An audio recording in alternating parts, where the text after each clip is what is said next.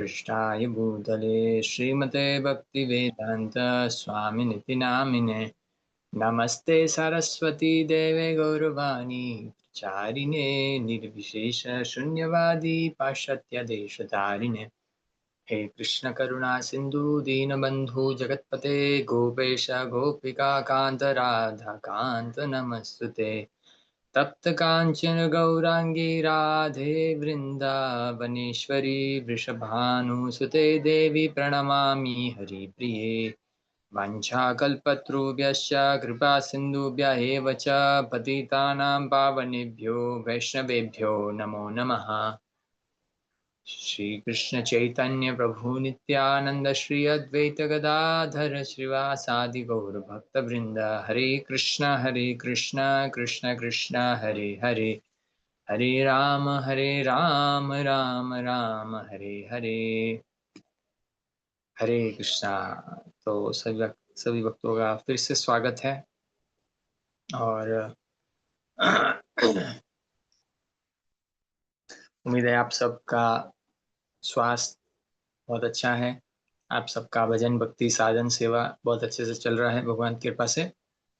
तो एक्चुअली आज जो है हम भगवत गीता का जो 8वां अध्याय है अटेनिंग द सुप्रीम, भगवत प्राप्ति, उसके रिलेटेड कुछ चर्चा करने वाले हैं। एक्चुअली थोड़ा हमारा कुछ सेवा आ गया, इस वजह से हम थोड़ा आज जो एक चैप्टर का जो आगे का टॉपिक है वो कवर नहीं कर पाएंगे, लेकिन उसके रिलेटेड एक बहुत ही जरूरी जो चर्चा है उसके रिलेटेड वो आज हम करने वाले हैं। और बहुत ही मुख्य एक चीज जो है उसके बारे में आज हम चर्चा करने वाले हैं, वो है एकादशी व्रत।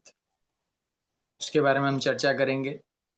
As a student of Gita, Shrimad Bhagavad Gita के विद्यार्थी, भगवान श्री कृष्ण के भक्त होने के नाते एकादशी का जो इम्पोर्टेंस है हमारे जीवन में, क्या उसके मायने रखते हैं, उसके बेनिफिट्स क्या हैं, कैसे एकादशी जो है उसको कैसे फॉलो करते हैं, और एकादशी कब से स्टार्ट हुआ है, किसने एकादशी करने को कहा है, क्यों एकादशी करनी चाहिए, एकादशी करने से क्या होगा, और इसके बारे में और बहुत सारी चीजें हम आज चर्चा करने वाले हैं। तो जो हमने 8वां अध्याय आज देखा, 8वां अध्याय जो हमारा चल रहा है जिसका शीर्षक है भगवत प्राप्ति, अटेनिंग द सुप्रीम। तो 8वें अध्याय में यहाँ पर आई थिंक लास्ट क्लास में चर्चा हुई थी या वहां तक शायद नहीं पहुंचे थे। तो यहाँ पर एक बहुत ही सुंदर श्लोक आता है जो भगवान कहते हैं भगवत गीता में, भगवत प्राप्ति कैसे होगी उसके बारे में भगवान यहाँ पर भगवत गीता में कहते हैं। क्या कहते हैं भगवान? यम यम वापि स्मरण भावम त्यजन्ते कलेवरम तम तम वेति कौन्तेया सदा तद भाव भाविता। तो यहाँ पर भगवान कहते हैं अर्जुन, जो व्यक्ति यम यम वापे स्मरण भवा त्यजन्ते कलेवरम, जो जो व्यक्ति मृत्यु के समय जो जो सोचेगा, यम यम वापि स्मरण भवा, जो उसके माइंड में चलेगा, जो उसके मन में स्मरण होगा, जो उसके मन में स्मरण होगा, तम तम वेति कौन्तेया, उसको वैसा वैसा शरीर प्राप्त होगा, उसको वैसा शरीर प्राप्त होगा। ये 8वां अध्याय का जो शीर्षक है, जो टाइटल है अटेनिंग द सुप्रीम, भगवत प्राप्ति, तो उसके उपलक्ष्य में यहाँ पर भगवान पहले तो बोल रहे हैं कि कैसे हमको दूसरा शरीर प्राप्त होता है, कैसे। एज अ भगवत गीता के दूसरे अध्याय में भगवान ने बहुत ही स्पष्ट तरह से कह दिया है कि आत्मा जो है वो शरीर बदलता है, आत्मा का ट्रांसमाइग्रेशन होता है एक शरीर से दूसरे शरीर में। 8वें अध्याय में भगवान बता रहे हैं कि कैसे दूसरा शरीर प्राप्त होता है, कैसे, उसका प्रोसीजर क्या है, उसका स्टैंडर्ड ऑपरेटिंग प्रोसीजर क्या है, एसओपी क्या है। तो उसका एसओपी ये है कि यम यम वापे स्मरण भव त्यजन्ते कलेवरम, जैसा जैसा व्यक्ति मृत्यु के समय सोचेगा वैसा उसको अगला शरीर प्राप्त होगा।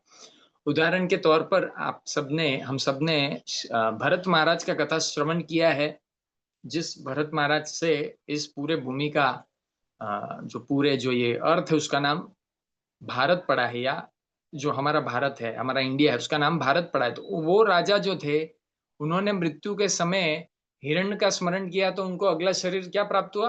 हिरण्य का। हिरण का स्मरण किया तो हिरण का शरीर प्राप्त हुआ। तो ये यहाँ पर भगवान स्पष्ट बता रहे हैं, ऐसे शरीर हमको अगला प्राप्त होता है। हालांकि मैं इसमें डिटेल में नहीं जाऊंगा, कैसे है क्या है वो पूरा मैं अभी डिटेल में नहीं जाऊंगा। उसके बाद यहाँ पर भगवान कह रहे क्या, लेकिन अर्जुन, अर्जुन का फेस ऐसा थोड़ा हो गया, ऐसा ओ भगवान ऐसा कैसे? तो भगवान ने कहा, अंत काले च मामेव स्मरण मुक्त्वा कलेवरम। हे अर्जुन, लेकिन जो अंत काल में मेरा स्मरण करेगा, अंत काले च माम एव, मेरा स्मरण करेगा, तो उसके साथ क्या होगा? अंत काले च माम एव स्मरण मुक्त्वा कलेवरम, स्मरण करते ही वो मुक्त हो जाएगा, स्मरण करते ही वो मेरे धाम आएगा, स्मरण करते ही वो मेरे पास आएगा। तो यहाँ पर जो है भगवान जो है स्पष्ट बता रहे हैं कि उनकी भक्ति करने से ही व्यक्ति जो है उनके पास जा सकता है।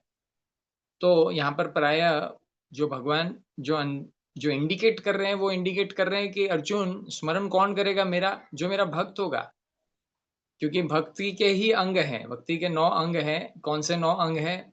श्रवणम, कीर्तनम, विष्णु स्मरणम। प्रहलाद महाराज कहते हैं अपने पिताजी को, पिताजी हिरण्यकशिपु, हे असुरराज, आप ये 9 चीज कीजिए। क्या कीजिए?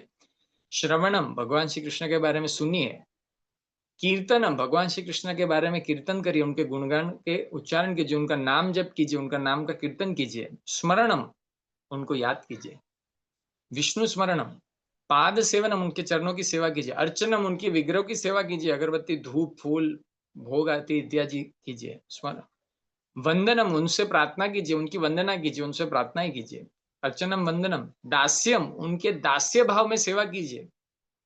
दास्यम, सख्यम, अपने आप को उनका मित्र मानिए, उनसे मित्रता निभाइए। और आत्मनिवेदनम, आत्मनिवेदन मतलब सर्वोच्च उनको समर्पित कर दीजिए। तो ये 9 विधा भक्ति है, उससे जो है व्यक्ति भक्ति वो भगवान को प्राप्त करता है। तो प्राय ये भक्ति के 9 अंग हैं। लेकिन हमारे आचार्य श्रील रूप गोस्वामी ने भक्ति के और 64 अंग बताए हैं, उनको और छोटे-छोटे भागों में विभाजित किया है। वो 64 अंग में और 10 जो अंग है वो और मुख्य है। 10 अंग में 5 अंग और ज्यादा मुख्य है और ज्यादा श्रेष्ठ है। माइंड वेल में ये सारी चीजें क्यों कनेक्ट कर रहा हूँ? 8वें अध्याय के दूसरे श्लोक से कनेक्ट कर रहा हूँ। भगवान क्या कह रहे हैं? अंत काले च मामेवा, मेरा स्मरण कैसे होगा? तो मेरा स्मरण जो है वो भक्ति करने से होगा। तो भक्ति करने से, तो भक्ति में बहुत सारे एप्लीकेशन, मतलब बहुत सारे चीजें करनी होती है। उसमें एक बहुत ही प्राय इंपॉर्टेंट कार्य जो कि श्रवणम, कीर्तनम, विष्णु स्मरण, भगवान का नाम जप करना, भगवान के बारे में सुनना, भगवान का प्रसाद खाना, और एक विशेष जो सारे भक्त जो हैं जिनको भगवान ने स्वयं उपदेश दिया है, वो है एकादशी का व्रत का पालन करना। तो एकादशी जो है वो व्रतों का राजा है। सारे जो उपवास हैं, व्रत हैं, उनका राजा है वो है एकादशी। तो as a Krishna devotee, as a student of Bhagavad Gita, क्योंकि भगवान के इंस्ट्रक्शंस हम फॉलो करते हैं, तो यहाँ पर एकादशी का भी व्रत हमें करना चाहिए। तो एकादशी जो है वो प्रत्येक महीने में 2 बार आती है। और ये 11 हमारे गुजराती में भी सबको पता है, 11 एकादशी सबको पता ही है। तो ठाकुर भक्ति विनोद जो हमारे गुरु शिष्य परंपरा में हमारे शिला प्रभुपाद जी के गुरु के गुरु हुए हैं, उन्होंने एक बहुत सुंदर भजन गाया है, माधव तिथि भक्ति जननी। तो भक्ति का जो जन्म, भक्ति को जन्म देने वाली है वो है एकादशी। तो हम, हमारे हृदय में भी भक्ति का जन्म होना चाहिए, तो हमें एकादशी व्रत का पालन करना है। तो एकादशी की स्टोरी कैसी है? एकादशी की कथा इस प्रकार है कि एक बार एक बहुत ही खूंखार राक्षस, असुर, मूर नाम का, मूर नाम के राक्षस बहुत त्राहिमाम मचाए थे, सारे देवताओं का हालत खराब कर दिया था। तो सारे देवता जो हैं भगवान श्री विष्णु के आश्रय में गए, उन्होंने कहा भगवान हमारी रक्षा कीजिए, ये राक्षस से किसी कोई इसको मार नहीं सकता। भगवान कहे ठीक है, मैं आता हूँ मैदान में। तो भगवान ने उससे 2-2 हाथ लिए, 2-2 हाथ फाइटिंग किया, बहुत मारा, फिर वो अधमरा जैसा हो गया। फिर भगवान जाके एक जगह पे सो गए, ऐसा सो गए। तो वो मूरा आके बोला, अच्छा अभी अभी ये सो गया, अभी इसको मैं मार दूंगा, ये विष्णु सो गया, इसको मैं मार दूंगा।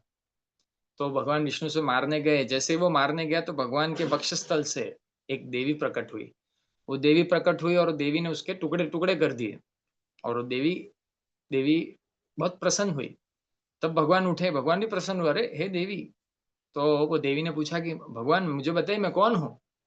तो भगवान श्री विष्णु ने कहे कि आप जो है एकादशी देवी हैं और हे देवी, आपसे मैं बहुत प्रसन्न हूँ और आपको मैं वर देता हूँ क्योंकि आपने इस असुर को मारा है, आपने मेरी सेवा की है, मैं आपको वरदान देता हूँ कि जो भी आपके दिन, आप क्योंकि आप एकादशी के दिन हुई, 11 के दिन हुई है, तो आपका जो दिन है, अति पावन, अति पवित्र है और सारे जीवों का कल्याण करने वाला है। और हे देवी, आपके दिन कोई भी अगर उपवास रखेगा, उपवास का अर्थ क्या है वो मैं आगे बताऊँगा। उसका थोड़ा टेक्निकल डिटेल्स आपको बताऊँगा। तो हे देवी, अगर कोई भी व्यक्ति आपके दिन अगर कोई उपवास रखेगा, तो वो निश्चय ही मुझे प्राप्त करेगा। प्लस भगवान ने और आशीर्वाद दिए कि आपका व्रत करने से उसके जन्मों-जन्मों के पाप नष्ट भस्म हो जाएँगे। बाकी कोई तरह से अगर उसके पाप नष्ट ना हो, लेकिन एकादशी का व्रत करने से उसका पापों के पाप के लौट नष्ट होंगे। लाखों-लाखों जन्मों के पाप नष्ट हो जाएँगे और निश्चय ही वो मृत्यु के उपरांत मुझे प्राप्त करेगा। हे देवी, एकादशी आप इतनी महात्म्य है, आपका इतना महात्म्य है। ऐसे भगवान ने ग्लोरीफाई किया एकादशी को। तो यहाँ पर ये एकादशी जो है कैसे देवी ये प्रकट हुई, भक्ति देवी है, भक्ति की जननी है, कैसे प्रकट हुई उसकी मैंने आपको शॉर्ट में कथा कही। उसके बाद श्रीमद् भागवतम में एकादशी व्रत का एकादशी जो है उपवास उसके उसकी महात्म्य के बारे में बताया है। महाभारत में बताया गया है। इनफैक्ट पांडव जो थे वो भी एकादशी का पालन करते थे। पांडव जो हैं अन्य अपने राज्यों में भी सबको एकादशी का व्रत का पालन करवाते थे। और जो है स्कंद पुराण, पद्म पुराण, गरुड़ पुराण, इसमें एकादशी के भर-भर के महात्म्य बताए हैं। एक जगह कहा है कि जो व्यक्ति एकादशी करता है उसको 10,000 गाय दान करने का पुण्य प्राप्त होता है।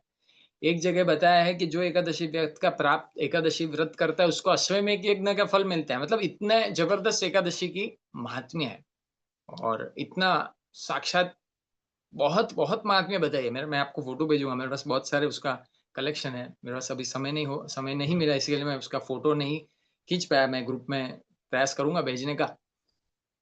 फिर आप मानेंगे नहीं, एकादशी की जो कथा आती है, बहुत सारे जन भक्तों को यहाँ पर पता होगा कि एकादशी की बहुत सारी कथाएँ आती हैं और वो जो कथाएँ हैं, साक्षात भगवान श्री कृष्ण ने युधिष्ठिर महाराज को जो है 26 एकादशी की कथाएँ बताई है। इनफैक्ट भगवान ने कहा ये एकादशी व्रत का राजा है, बाकी कुछ करने की ज़रूरत नहीं है। लेकिन प्रायः हम देखते हैं कलयुग में बहुत सारे लोग अपने मनमाना ढंग से कुछ भी करते हैं। जैसे कोई गुरुवार करता है, ये बाबा का, वो बाबा का दिन का उपवास करता है वो। 1,00,000 साल भी कर लेंगे ना ये उपवास, मैं चैलेंज देता हूँ उससे कुछ नहीं मिलेगा। क्योंकि वो शास्त्र में दिया ही नहीं गया है। कोई बोलेगा मैं कोई ये व्रत करता हूँ, मैं मंगलवार करता हूँ, मैं बुधवार करता हूँ। अरे भाई तुझे कहा किसने है करने के लिए? कहाँ लिखा है शास्त्र में तो बताओ भाई कहाँ लिखा है? एकादशी के बारे में आपको 1000 जगह बता दूँगा मैं यहाँ-यहाँ लिखा है। साक्षात भगवान श्री कृष्ण ने युधिष्ठिर महाराज को इस व्रत को करने के लिए कहा है, उनके माध्यम से सारे जीवों को करने के लिए कहा है। और एकादशी जो है भगवान स्वयं कहते हैं जो एकादशी करता है उसको बाकी ये सब कुछ बाकी ये सोमवार, गुरुवार मतलब जो भी कोई भी अपना मनमाने ढंग से करता है वो करने की ज़रूरत नहीं है। इनफैक्ट भगवद गीता में आगे आएगा 8वें अध्याय के एंड में या 9वें अध्याय के एंड में भगवान कहते हैं कि तस्मात् शास्त्रम प्रमाणम, भगवान कहते हैं कि हे अर्जुन, शास्त्र प्रमाण से कार्य अकार्यते। अर्जुन, शास्त्र के प्रमाण से हमें कौन-सी चीज़ करनी है, कौन-सी चीज़ नहीं करनी है, वो हमें तय करना है। तो यहाँ पर श्रीमद् भागवतम, गरुड़ पुराण, पद्म पुराण, महाभारत क्लियरली कहता है कि प्रत्येक जीवों को एकादशी व्रत का पालन करना चाहिए। इससे भगवान बहुत संतुष्ट होते हैं। हालाँकि बहुत सारी एकादशी में ऐसी बहुत सारी इसके 2 बेनिफिट्स हैं। एक तो स्पिरिचुअल बेनिफिट है, मटेरियल बेनिफिट भी है। आपको पता है एकादशी बहुत सारे मटेरियल वरदान भी देती है। बहुत सारे मटेरियल भी इससे काम हो जाते हैं। जो लोग ये शनिवार, गुरुवार जो सब करते हैं, उससे भी सब ये एकादशी देती है, उसका बाय प्रोडक्ट है। हालाँकि एकादशी जो है, हम तो भगवान की प्रसन्नता के लिए करते हैं। हमें एकादशी के दिन ये मूड होना चाहिए, मैं भगवान की प्रसन्नता के लिए ये व्रत कर रहा हूँ क्योंकि कृष्ण कहते हैं कि इससे मैं संतुष्ट होता हूँ। और as a bhakt, as a student of Gita, as a follower of Arjun, Arjun ने क्यों युद्ध किया? भगवान श्री कृष्ण की संतुष्टि के लिए। तो हम भी जो हैं कृष्ण संतुष्टि के लिए, कृष्ण अर्थ अखिल चेष्टा, सारे जो हमारे प्रयास हैं, भगवान श्री कृष्ण की संतुष्टि के लिए होते हैं। तो एकादशी जो है वो भी भगवान श्री कृष्ण की संतुष्टि के लिए ही हमें करने हैं और साथ ही साथ हमें बहुत सारे वरदान तो यूँ ही मिल जाएँगे। बहुत सारे आपको मैं बताऊँगा ना, इतना इम्पोर्टेंस है। प्लस अभी बात आती है कि सर प्रभु जी एकादशी करना कैसे है? वो सबसे इम्पोर्टेंट मैं चीज़ आपको बता देता हूँ। बहुत सारे लोग डर जाते हैं कि भूखे रहना है, मार डालेंगे आप तो भूखे रह के हमको। ऐसा नहीं। तो उपवास का मतलब क्या होता है? पहले मैं आपको बताता हूँ। उप मतलब भगवान, वास मतलब निकट। वास वास बोलते हैं। तो उपवास मतलब उस दिन हमें भगवान के निकट रहना है, भगवान के करीब रहना है, भगवान से ज़्यादा करीब रहना है, उनसे संपर्क करना है। तो एक्चुअली उपवास का मतलब ये है कि उस दिन हमें ज़्यादा कीर्तन करना चाहिए, ज़्यादा भगवान का नाम जप करना चाहिए, भगवान की कथा सुननी चाहिए, भगवान के जो ग्रंथ हैं, भगवद गीता, श्रीमद् भागवतम इत्यादि ज़्यादा से ज़्यादा श्रवण करने चाहिए, भक्तों का संग करना चाहिए, भगवान की सेवा करनी चाहिए। ये जो है मुख्य प्राय उपवास का जो है वो उसका एसेंस है, मूल पाठ है। अच्छा, तो प्रभु जी एकादशी के दिन कैसे हमको कैसे करना चाहिए? तो एकादशी जो है उस दिन हमें अनाज नहीं लेना है। अनाज मतलब चावल, गेहूँ, दाल इत्यादि ये सारी चीज़ें वर्जित है। तो गरुड़ पुराण में गरुड़ पुराण में, स्कंद पुराण में ऐसा वर्णन है कि जो एकादशी के दिन जो हैं, जो कलयुग के जो पाप हैं वो अनाज के ऊपर बैठते हैं, अनाज के ऊपर वास करते हैं। इसीलिए एकादशी के दिन अनाज नहीं खाना है। बाकी आप फल-फ्रूट, दूध, आलू बटाका, दूधी, गाजर का हलवा, दूधी का हलवा, ये सब खा सकते हैं। अनाज नहीं लेना है, चावल, गेहूँ, दाल इत्यादि नहीं खानी। आप सामा मोरिया की खिचड़ी बना सकते हो, साबूदाना की खिचड़ी बना सकते हो, सींग बना सकते हो, बहुत सारी आइटम है। एकादशी डोसा भी बना सकते हो। हालाँकि ये जो है, उस दिन हमें प्रयास करना चाहिए। एक्चुअली तो ऐसा कहते हैं शास्त्र में कि प्रयास करना चाहिए हम निर्जला रहें, लेकिन वो हाल के अभी बहुत ज़्यादा प्रैक्टिकल नहीं है। फल वाला भी कर सकते हैं, फल वाला भी ना हो सके तो ये वाला कर सकते हैं। ऐसा हमारे वो भगवान ने पर्टिकुलर ऐसा नहीं बोला ऐसे भूखे ही रहना है। भूखे रहना इंटेंशन नहीं है, उस दिन भगवान से साथ ज़्यादा हमें कॉन्टैक्ट में रहना, वो इसका एसेंस है, वो सार है। मैं बहुत ज़्यादा भूखा रहूँ लेकिन मैं बाकी नाम जप नहीं कर पाऊँ तो फिर क्या करने का? इससे थोड़ा कुछ फ्रूट खा लो लेकिन भगवान का नाम तो लो, दूध पी लो, भगवान का नाम तो लो। तो वो मूल इसका अंडरस्टैंडिंग होना चाहिए। आप बोलोगे प्रभु जी इसका कोई साइंटिफिक उदाहरण है, साइंटिफिक प्रमाण है? हाँ, आयुर्वेद में भी ऐसा है। प्लस एक बहुत ही वर्ल्ड फेमस डॉक्टर है, उसको नोबेल प्राइज़ मिला था। उसने कहा था कि 15 दिन में अगर एक बार कोई व्यक्ति पेट को आराम देगा तो उसको उस दिन जो है 1 दिन में वो अग्नि है, वो शरीर के सारे रोग अपने आप मार देगी। और उसको नोबेल प्राइज़ मिला। और उसको पता नहीं लाखों करोड़ों साल से हम लोग एकादशी का व्रत करते हैं, सारे लोग उपवास करते हैं। प्रत्येक इंडिया में आप देखेंगे बहुत सारे महाराष्ट्र में भी सब जागरण करते हैं, रात भर भजन कीर्तन करते हैं हर एकादशी को। पहले होता था ऐसे बहुत कि भाई गाँव में आज 11 है चलो आज थोड़ा मंदिर जाएँगे, कुछ सेवा करेंगे, भगवान का नाम जप करेंगे। तो यहाँ से जाओ, जाओ, कथा चला जाओ लता आगे जाओ। तो ये एकादशी लाखों करोड़ों साल से होती आ रही है। तो ये इसका प्रैक्टिकल एप्लीकेशन है और ये इसको कैसे पालन करना है। तो यही है। तो एज़ अ भगवद गीता के जो हम स्टूडेंट हैं, शास्त्र प्रमाण ये कहता है, भगवान साक्षात स्वयं कहते हैं कि एकादशी का व्रत करना चाहिए। तो ऐसा तो नहीं है कि भूखे ही रहना है, आपको जैसे आपको संभव है वैसा आपको करना चाहिए। खा के करना है, खा के करो। सैंडविच एकादशी का सैंडविच पिज़्ज़ा भी आता है, यूट्यूब पे देखेंगे, वो भी लेके आप कर सकते हैं। उस दिन वो व्हाइट नमक यूज़ नहीं करते, सेंधा नमक यूज़ करते हैं, राई वगैरह नहीं यूज़ करते। बहुत सारे ऐसे छोटे-छोटे हैं, वो आप श्याम दर्शन प्रभु से पूछ सकते हैं। आपके घर में भी ऑलरेडी सब करते ही हैं वो, सब करते ही हैं, लेकिन इसका शास्त्र प्रमाण नहीं था। और कुछ लोग बोलते थे कि क्या भूखे रहने से भगवान मिलते हैं? अरे भूखे रहने से तो नहीं मिलते, लेकिन भूखे रहकर अगर भगवान का नाम ले लिया तो भगवान मिल जाएँगे। एकादशी व्रत बहुत सारी ऐसी स्टोरी आती है, वो भूल से भूखे रह जाता है तो भी उसको उसके अनंत जन्मों के पाप नष्ट हो जाते हैं। जैसे एक कथा मेरे माइंड में आई है, मैं आपको शॉर्ट में बता देता हूँ, उसके बाद हम कुछ क्वेश्चन आंसर्स लेने का प्रयास करेंगे। तो एक बार क्या हुआ कि एक राजा हुए महाराज इक्ष्वाकु के वंश में। महाराज इक्ष्वाकु का वंश कौन-सा है? सूर्यवंश। सूर्यवंश के वंशावली में जिसमें भगवान श्री राम प्रकट हुए, उसमें एक राजा हुए, राजा रकुमत ऐसा नाम भूल गया।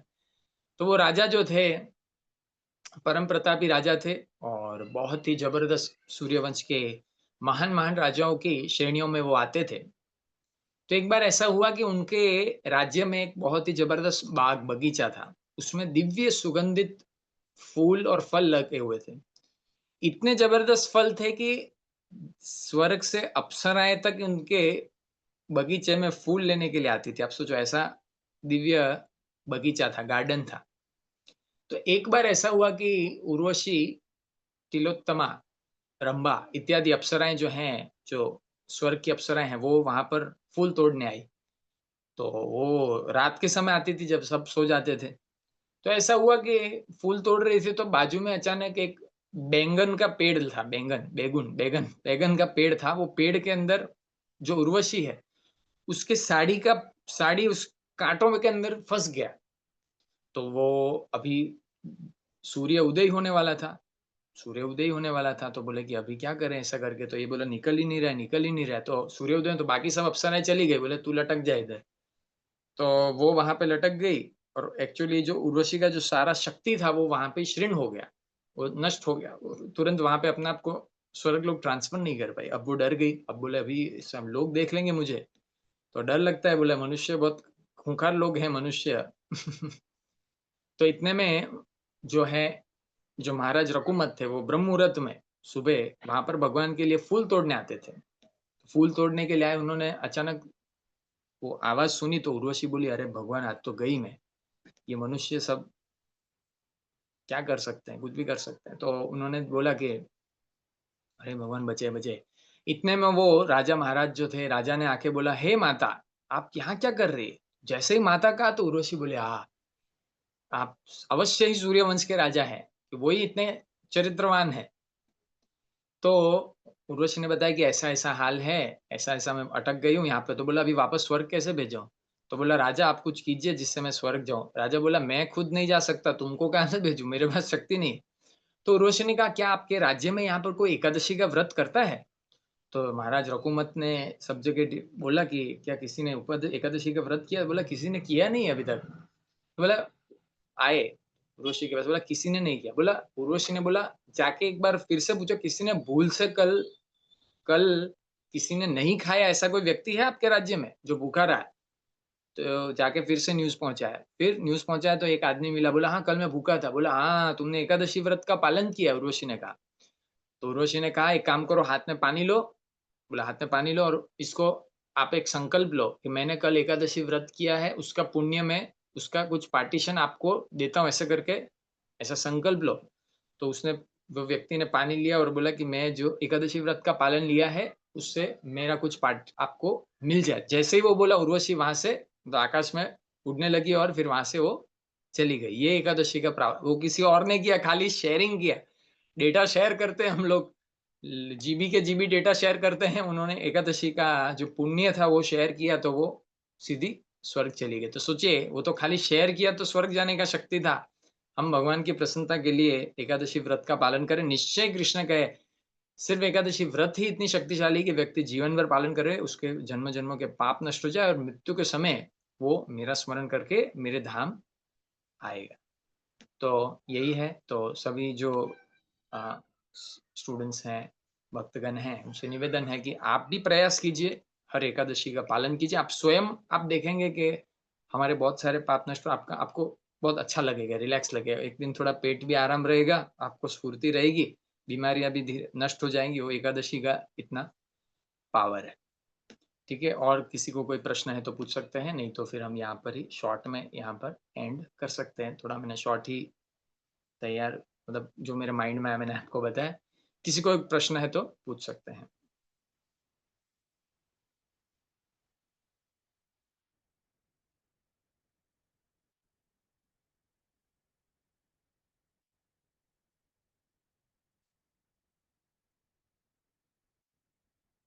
अच्छा, किसी को कोई प्रश्न नहीं है। अच्छा, कौन-कौन आप में से जो है वो एकादशी करते हैं, या ऐसा पहले करते थे, या कुछ क्या था, मतलब सभी लोग करते हैं यहाँ पर Ekadashi?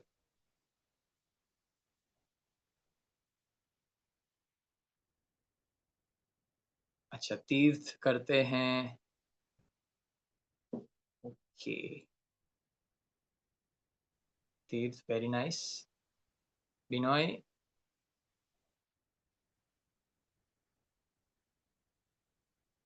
Binoy are you there? Binoy नहीं है शायद। कौशिक सर, अब सोच रहे होंगे कि प्रभु जी आप क्या ये सब बता रहे हैं? क्या भूखे रहेंगे, कैसे करेंगे?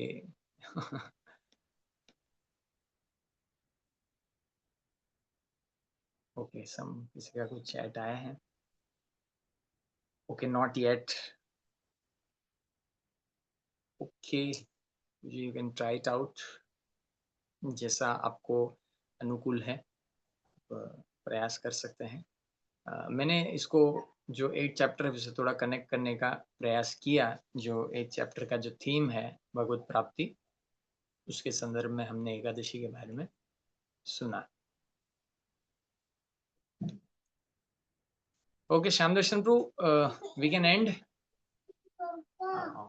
हरे कृष्णा।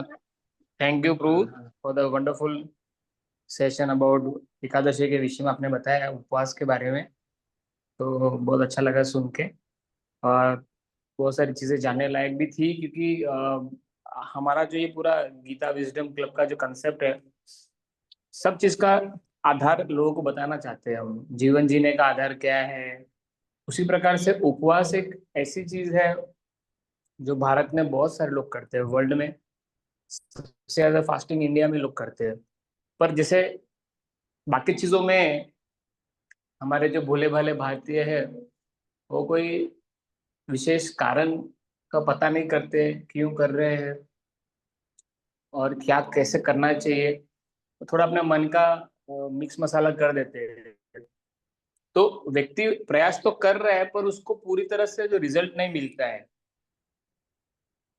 तो इसलिए ये बहुत आवश्यक है कि सबको पता चले कि कोई कार्य क्यों कर रहे हैं और उसके पीछे क्या साइंटिफिक बेस है। मुझे एक व्यक्ति मिला था जो मुझे बोल रहा था कि मैंने भी एकादशी किया है। एक दिन मेरे स्टाफ में बात चल रही थी, तो मैंने बोला कि अरे वाह, तो आपको तो एकादशी का महत्व पता होगा करके। तो वो व्यक्ति मुझे बोला कि मुझे वो नहीं पता, मैंने तो मेरी बॉडी का वेट कम करने के लिए उपवास किया है। तो वो व्यक्ति एकादशी इसलिए करता था क्योंकि उसको बॉडी का वेट कम करना था।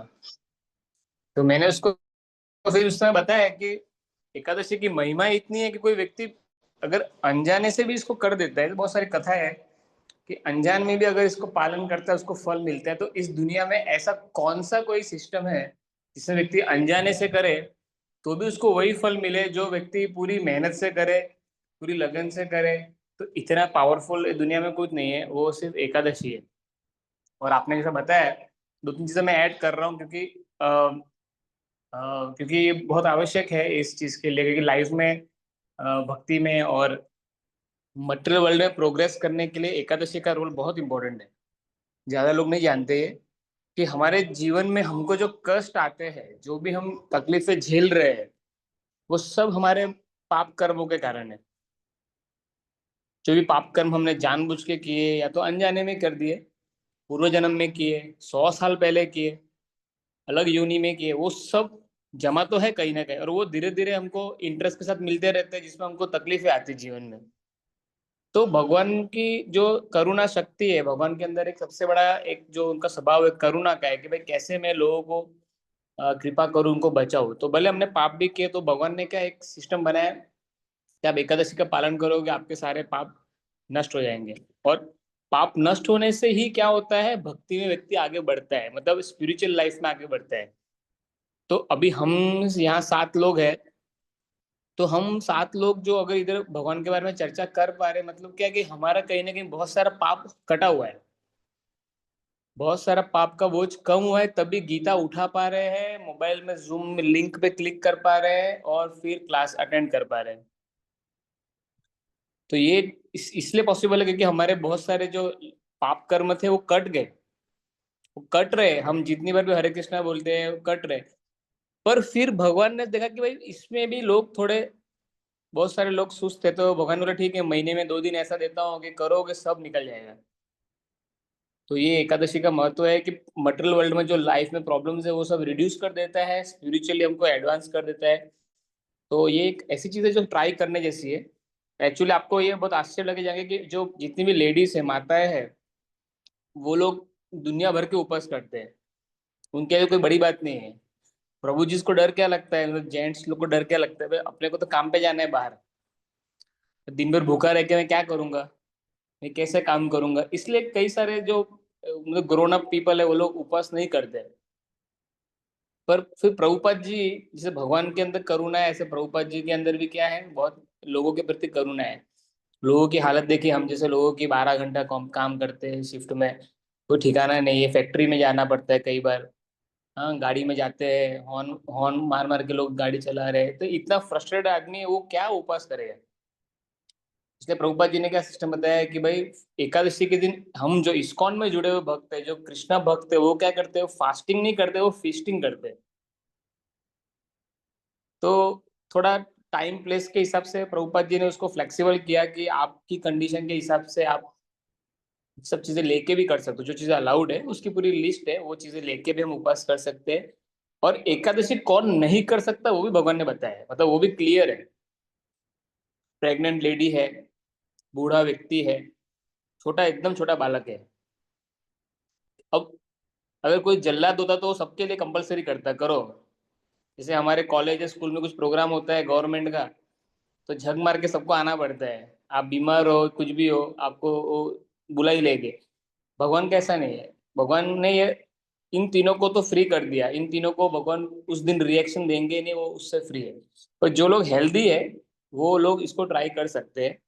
और एकादशी का पालन करके आप अपने सारे कर्मों को नष्ट करके भक्ति में आगे बढ़ सकते हो, और गीता भी समझना आसान हो जाता है।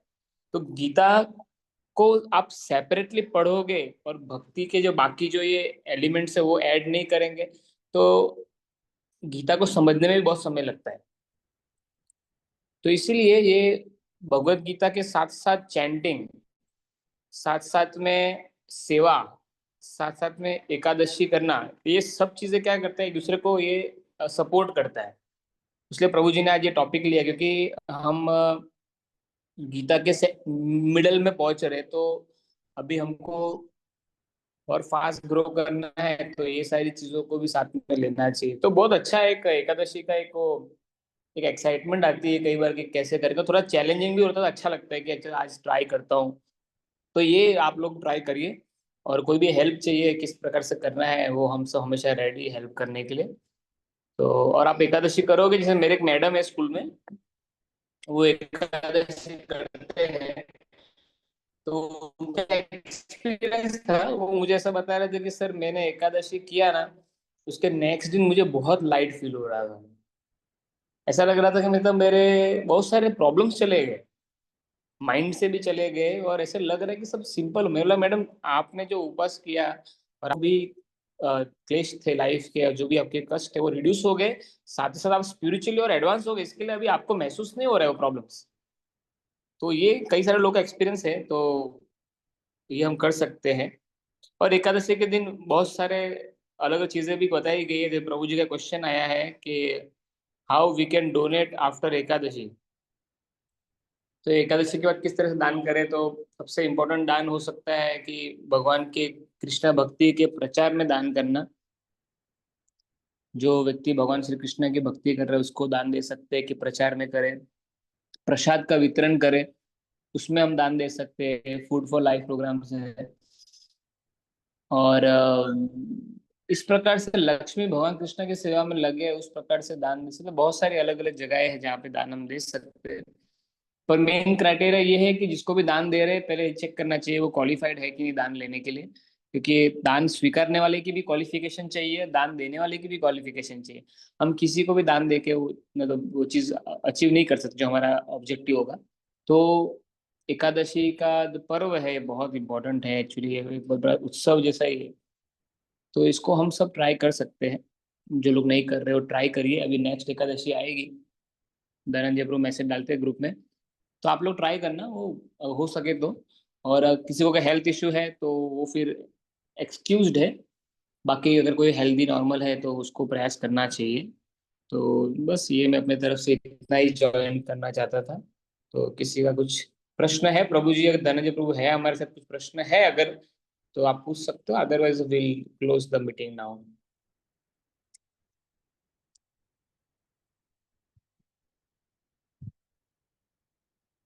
एक चीज मैं बोलूंगा कि हाँ, डोनेशन का, कि मैं मोस्टली जो कई सारे मंदिर में जानता हूँ, कई बार इस्कॉन मंदिर में मैं गया हूँ, वहां पे मैंने देखी गाय की बहुत अच्छी सेवा होती है। तो कई बार गाय के लिए भी मैं दान देता हूँ, कई बार प्रसाद के लिए दान देता हूँ, कई बार भगवान के जो भगवान के विग्रह है उनकी सेवा में जो चीज की आवश्यकता है उसके लिए दान दे देता हूँ।